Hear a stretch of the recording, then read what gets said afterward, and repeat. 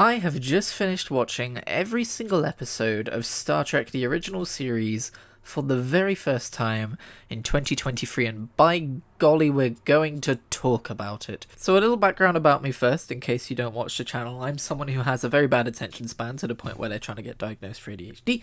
Who knows if that'll ever actually happen? That's another point. But basically, I consider these kinds of experiencing media things as projects, and I have several on the go right now, and this is one of the long projects which I finished and I feel very satisfied about. Now, I have not seen the movies. I have not seen Star Trek 1, 2, 3, and I think 4? Isn't 4 the one that's like the crossover with the original crew of the Next Generation or something? I don't know. Maybe that's 5. I don't know. We'll be doing separate videos on those. But basically, I'm someone who didn't really grow up with Star Trek. I've never had Star Trek in my life. It was Next Generation was on telly in the background when I was a kid every now and then. So the only real exposure I had to Star Trek, if I search through my memories, if I search my memory banks, is like general ideas of like ship-to-ship combat, like tense bridge scenes. The idea of a few people going down to a planet and then a few red shirts dying, just like the absolute base level stuff. I'm a Doctor Who guy when it comes to television sci-fi. I'm a Star Wars guy when it comes to cinematic sci-fi. And I don't even remember why I decided to take on Star Trek anymore. I just remembered that I felt like doing it. And we are now here in 2023, and I have completed the original series, and it does feel like a legitimate accomplishment for me. Not because it was difficult to watch, but because, well, there were some elements, we'll get to them, but because it was just, so long.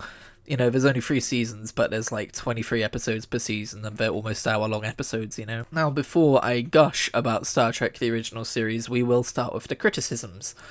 Because we are watching this in 2023, and some things didn't quite hold up, despite the fact that this show is very much ahead of its time, and I will give it that. No matter what I'm about to say, we will respect the fact that this show was ahead of its time.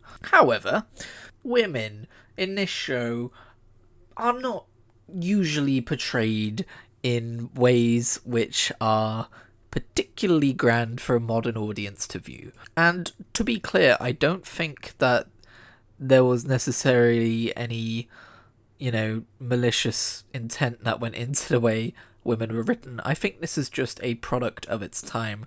But the amount of times in an episode when the plot is proceeding apace and then a woman enters the room and the music goes doo doo doo doo doo doo, and then Kirk's like, well, hello there, and it's just so fucking cheesy and cornball, which isn't necessarily terrible by itself, but you know what I mean, like, just we're at that level of women being portrayed in fiction. And what I find interesting, what I think is an easy way to sum this world up, is that we are being told to believe that this is a utopian world where all prejudice has been abolished among humankind, and yet it's casually dropped in the very last episode that women aren't allowed to become starship captains. That's the whole motivating plot for the villain of the final episode. And we're not going to get too specific about individual episodes, because this is not a thoughts per episode, and I didn't want to treat it as such when I was watching through it. But I think that's a pretty good encapsulation of some of this show's issues in 2023, at least. The other one I want to put out there is the Klingons, and I think we all know where I'm going with this. Yeah, that's just blackface. And I think there's a reason why the Next Generation gave them a pretty radical overhaul in terms of appearance. But given what the show actually preaches, I think, again, it's very unlikely that this was done with malicious intent. This is just something that has aged poorly. But nevertheless, this is 2023, and viewing it through the lens of someone who is existing in the world of 2023 and did not exist when this show was originally airing in the late 60s, there were some moments like that made me go, ugh. But now that that's been addressed, I feel like I can allow myself to gush about this show, because I am someone who went back and watched the first season and a half of classic Doctor Who. There are videos on this channel of me going through it episode by episode. And something that you'll find in those videos is that I only enjoy those episodes, most of them, as far as my curiosity as a Doctor Who fan will take me, and I very quickly found myself burning out on those episodes because, it was black and white television from the 60s, and it had aged. So going into Star Trek, I was very much kind of expecting a similar treatment. I knew it was in colour, obviously. That's not really the biggest issue. But whereas Doctor Who only had the occasional episode like... I forget what it's called, but the one where the Daleks invade London. Well, it only had the occasional episode like that, which really hooked me. I feel like that was the base level of most Star Trek episodes, and the outlier for Star Trek episodes was the odd stinker that felt like a chore to get through, and there were only a handful of those. Star Trek the original series is really impressive because even after all this time, apart from a few aged hiccups, which we've already talked about, it is legitimately still interesting science fiction, and at points it is very prescient as well. There was an episode entirely about AI and how it has overtaken a civilization, and that felt very interesting to watch.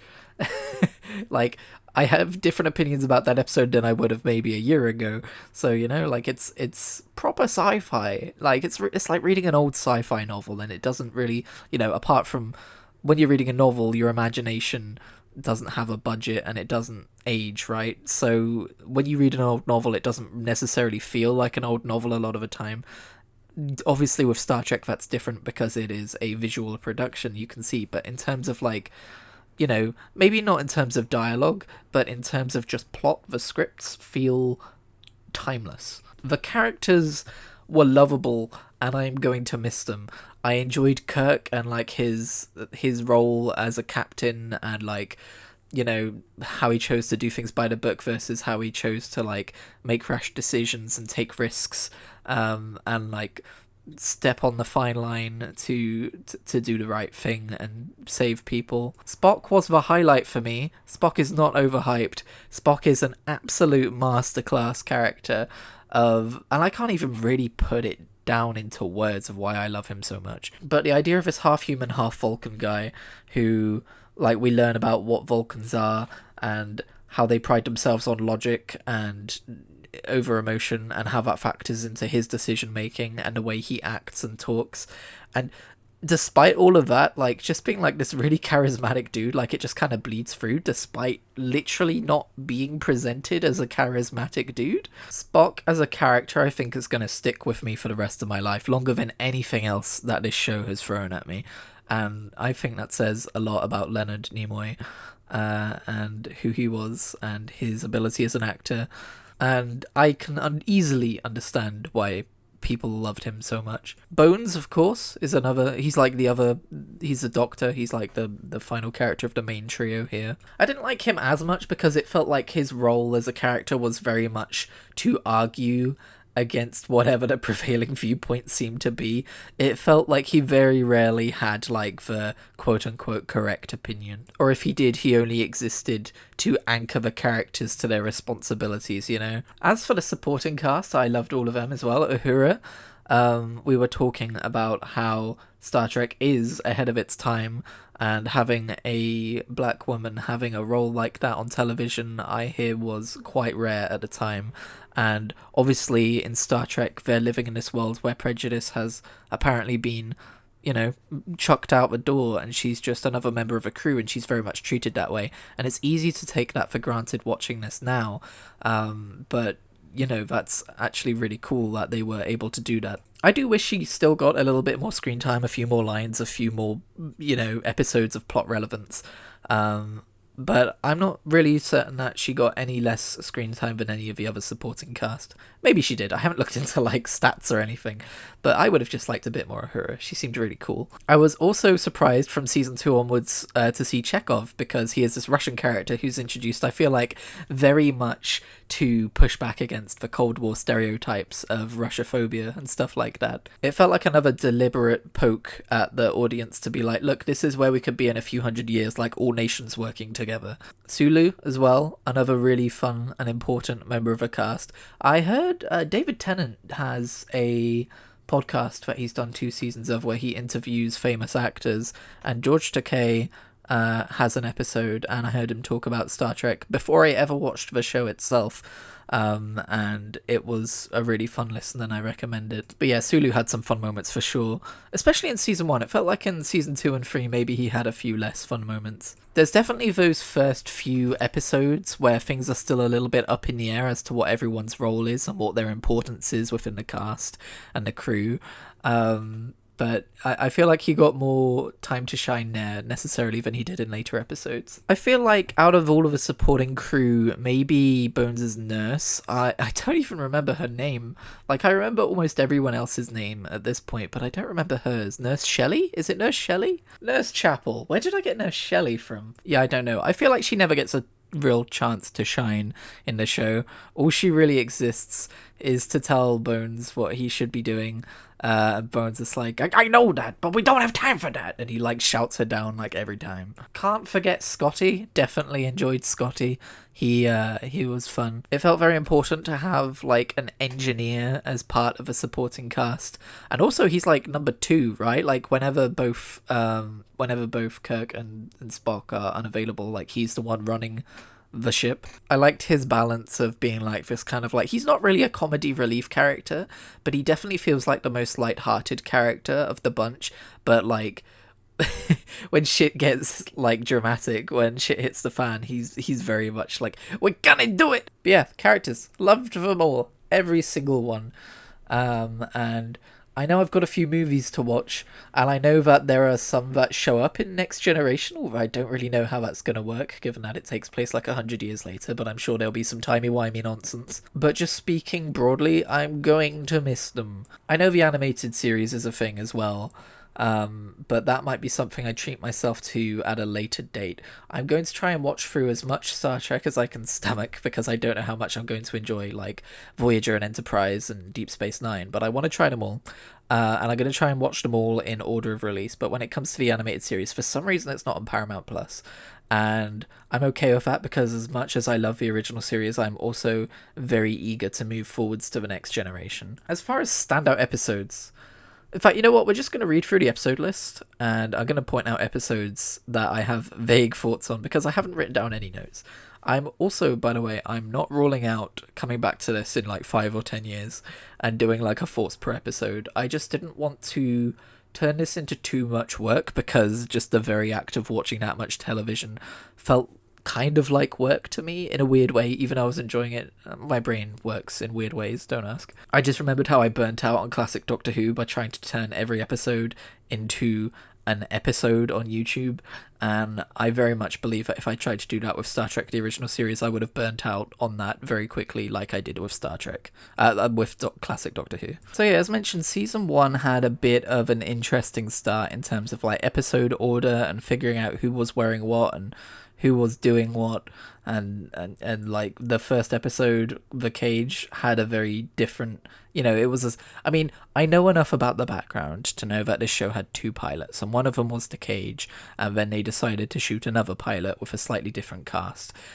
So you've got Captain Pike, and I think what's really, really fucking cool is how they actually, like, The Cage is still canon, and they kind of like turn it into a 2-parter episode later on featuring Captain Pike again, and they kind of bring the narrative back around. And even though Star Trek the original series is very much of its time in that it doesn't have an overarching narrative, it did still do that callback episode to people who may have seen the original pilot on TV and wondered like, whatever happened to that guy, and why was the crew slightly different? And it's revealed that that was like an earlier point in time. And I know Star Trek Discovery and Star Trek Strange New Worlds did things with Captain Pike as well, and I'm very excited to get to that point and to see exactly what they did with him. I know there are some Star Trek fans who only care about the original series and Next Generation and kind of grit their teeth about what happens with the rest of the franchise in other ways, but I want to make it known that I'm a Doctor Who fan who enjoyed a fair amount of the 13th Doctor's run, so I feel like I can also become a Star Trek fan who enjoys Voyager and Enterprise and Deep Space Nine and Discovery and Strange New Worlds, although apparently people like Strange New Worlds, so that's exciting. I'm in this for the long haul, okay? Don't worry about me. And if I'm not, then I'm not, but I'll figure that out for myself. Oh god, so I mentioned stinker episodes. Mud's Women almost killed this show for me. I mentioned how I did start this last year. I stopped at episode 7, Mud's Women. And I was just like, I don't know, I don't think this show is really doing much for me. And then this podcast showed up called Too Boldly Go, and unfortunately they only made it to about this same spot before pod fading. But I was listening to that show, and that is what got me back on the wagon this year. And I also suffered through episode 8, What a Little Girl's Made Of, which I would also put in the stinker pile. But one of the episodes that kind of made me fall in love with the show was episode 3, Charlie X, with just how, like, absurd it was, with the kid who had the weird whites of his eyes and would go at people, and they would, like, turn into, like, various things. Like, he had this omnipotent power. And I feel like that's one of the essences of Star Trek. While every episode is different, I feel like you've got different types of episodes. There is this person with a supernatural power who the crew have to try and reason with and deal with. There is a civilization, and that civilization looks like this, and the crew gets caught up in it. There is a woman, and Kirk falls in love with this woman, and this very much is at odds with his responsibilities as a captain with what needs doing with the plot of the episode. That is also another type of episode that happens a lot. I want to know just how many times Captain Kirk fell in love over the course of his show, because I think it might stretch into the double digits. But yeah, the Squire of Gothos is very much one of those episodes of like this very powerful being just playing with the crew. The City on the Edge of Forever was probably the best of the time travel episodes, where Kirk and Spock and Bones get stuck in the past and Kirk falls in love, but it's probably the best Kirk falls in love of them all. A lot of these I haven't seen in months, so I am skipping over probably some that I really enjoyed at the time, but I'm just trying to remember them based on thumbnails at this point. Oh, The Changeling had a pretty unique plot about a space probe that crashed into another type of space probe with a different type of mission, and how they fused into this weird extremely powerful AI, which kind of was a very powerful entity that the crew of the Enterprise had to deal with. The Trouble with Tribbles is a famous episode, and it's famous for a reason, and I really enjoyed it. It was silly, it was goofy. I like how Star Trek the original series can be really dramatic, or it can be really campy, and this was one of the campier episodes. Oh, and speaking of campy episodes, we've got a piece of the action where they find this alien world where a book about the gangsters of New York was left with them, and so they based their entire society around it, and they have to go down and deal with these gangster aliens who are basically just humans. Something that I found really interesting about Star Trek, by the way, something which caught me off guard, and which is almost definitely just to do with the budget and the technological limitations of the time, but something I wasn't expecting was that a lot of the civilizations they go to are just like normal, cities, are just like contemporary looking cities. But that's not something you typically think of when you think of aliens and sci-fi. However, it is an interesting idea of a thing that could be true. Like, why would an alien civilization look that different to ours? And while I'm sure later shows and movies go into it more, there does seem to be this kind of underlying lore in Star Trek of like this progenitor species that populated a bunch of planets, and that's why a lot of people look humanoid and look very similar. That's why humans look very similar to Vulcans, look very similar to Klingons. Like, they have slightly different, obviously, appearances, but they you can see they kind of have like a common ancestor despite evolving on different planets. And then of course you've just got the different alien species who are just humans, but they're not called humans. One of those types of episodes was a really weird episode about a former Space Fleet captain who decided to break the the Prime Directive, to try and guide a civilization using Nazi ideals, because he thought that while the Nazis were evil, the Nazi ideals were a thing that could be used to guide this particular civilization, and it just turned them all into fascist. Whoops. I guess that's what was always going to happen, my dude. That episode was called Patterns of Force, I believe. Oh my god, there was another episode. Which one was it? There was another episode where it wasn't like a thing from the very beginning, but it was a reveal at the end that the civilization that they were dealing with was basically a clone of America that had fallen, to the point where they had the same they had the same Declaration of Independence and like flag and everything. And I think they were going for the whole like in an infinite universe possibilities will just flat out repeat themselves kind of a thing. But we're within the same galaxy here, guys. Okay, let's not get too crazy. It came off as a very, very patriotic episode of, and American ideals, when they were remembered, were the true saving grace of a situation, when everyone remembered how to be American and embrace each other in their patriotism and stop fighting. And I was like, I'm just a British guy over here. I was like, okay, calm down. Calm down. You haven't seen what... I mean, I'm not one to throw stones at other countries. Fucking Britain fucking sucks right now. But you don't know what's coming. Spock's brain. This is an episode I was warned about. There are some scripts that you could tell the actors had a little difficulty with. And I don't think I will ever forget... I don't think I will ever fucking forget William Shatner delivering the line, "What have you done with Spock's brain? Tell us, where have you taken Spock's brain?" That's not a perfect rendition, by the way. I don't quite remember what the specific lines were, but it was something like that. The Paradise Syndrome is another interesting episode that I have mixed feelings about, where they find a planet which is basically like, you know how I was talking about clone civilizations before? This is meant to be like a clone civilization of like Native American culture. It's very Native American culture, right? And they wanted to represent Native Americans, but they basically had Kirk lose his memory and be worshipped as a god and become a chieftain.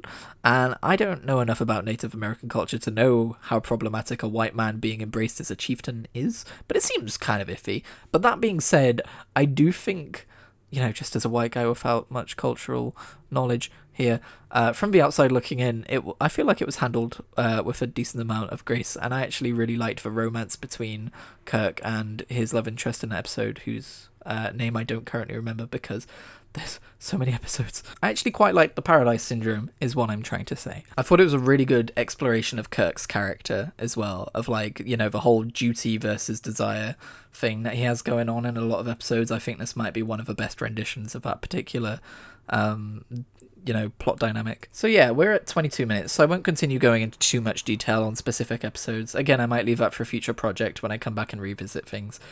I think this is almost the perfect show to do a thoughts per episode in, because every episode is so unique and has so much to say. But to kind of sum up my general thoughts about the specific plot lines of episodes, some of them were really cool sci-fi, and some of them were just really fucking dumb. But I would say there were only a few episodes that I had a legitimately bad time in, and I'm so glad I chose to watch Star Trek the original series. And I'm so excited to see how different the movies are. I don't know if I'm going to do one video for each movie or one video for like the cluster of original series era movies. But I'm also so excited to get into the Next Generation. I did watch like maybe the first 7 or so episodes of that, because at one point when I gave up on the original series, I was like, I'll just jump ahead to the Next Generation. But yeah, I think I'm a Trekkie now. I think this is just me now. I think I just like Star Trek. I think I've got to watch through the Next Generation, because I don't want to be the kind of hipster that says, oh yeah, I really enjoy Star Trek, the original series. I haven't watched the Next Generation. I don't want to be that guy. So yeah, thank you very much for watching this video. If you are a lifelong Star Trek fan, way from like watching way back originally in the 60s, because this happened with classic Doctor Who, I had a lot of people who were interested to see what a younger person's opinion on a show that they grew up with is like. So, you know, feel free to leave me some comments, let me know what you think, or if you just like Star Trek in general. In conclusion, I really like your show. Well done. I will see you. I'm probably going to do it on a season by season basis for Next Generation, because from what I know, that from what I've heard of, that does have some overarching narrative threads, and also it's more like 7 seasons instead of 3. But yeah, I'll watch the movies, I'll make videos about them up to Next Generation, and then I'll start watching Next Generation and making videos about them. So yeah, see you in those videos.